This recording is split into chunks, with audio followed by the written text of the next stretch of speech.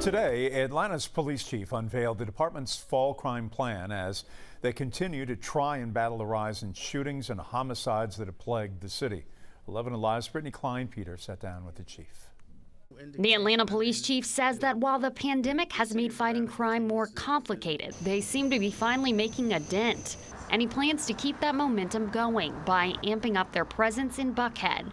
Today, the chief announced they're launching a new precinct in the West Village area to address elevated crime. We were able to identify that in a certain part of Buckhead, the population doubled in size every day, and that most of our units were being tied up on addressing accidents and traffic incidences throughout the day. The chief also adding that the department will use some of its newest hires to help launch the Buckhead precinct.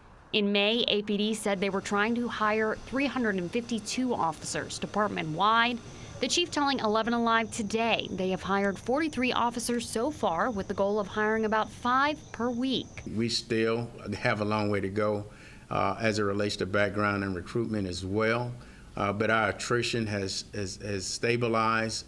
We are actually losing fewer people than we did before. The chief says they're hoping the approval of a controversial public safety training center will help draw in more recruits. Chief Bright describing the current facility as outdated with constant plumbing and structural issues. The facility would be built at a former prison farm, but is still pending a vote from the Atlanta City Council.